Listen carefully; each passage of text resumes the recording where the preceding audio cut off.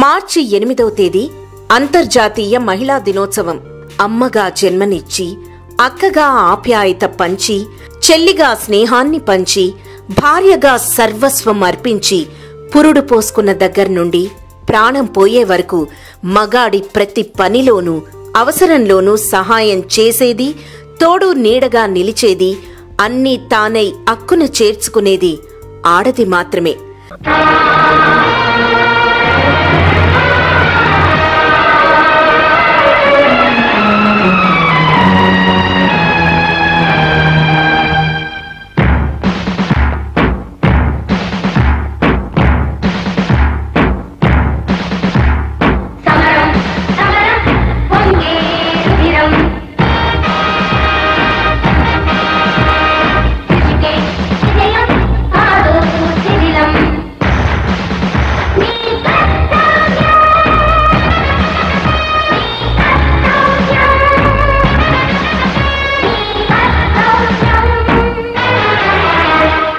ఆశయానికిది ఆరంభం,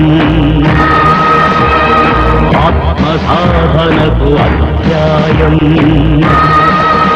ఈ ఊరుకు సాగిన తూర్పులో కలగనున్నది ఒక ఉదయం.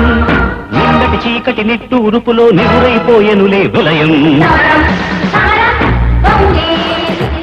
మన దౌర్భాగ్యం ఏంటంటే, స్త్రీలని గౌరవించడం మన సాంప్రదాయం అని గుళ్లల్లో, బళ్లల్లో, ట్రైన్స్లో, బసెస్లో ఓ ముక్క రాసి వారికివ్వాల్సిన గౌరవాన్ని పెయింట్కే పరిమితం చేసేస్తాం. ఆడపిల్ల పుడుతుందంటే చంపేస్తాం.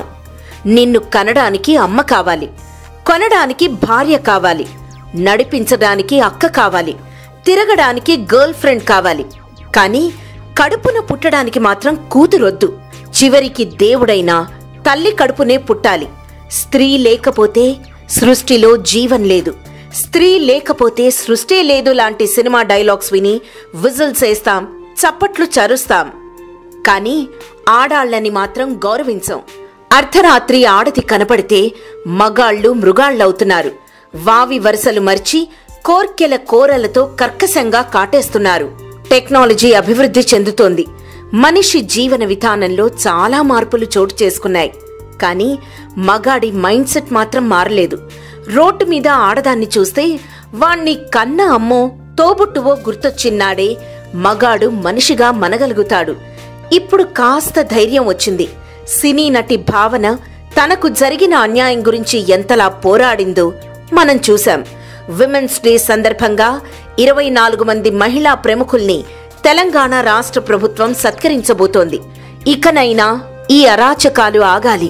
ఆడవాళ్లు అబలలు కాదు, ఆయుధాలు అనే విషయాన్ని గుర్తుంచుకోవాలి. Please subscribe. Please do subscribe. Please subscribe. Do subscribe. Please subscribe. Please subscribe. Please subscribe to TFC Media YouTube channel.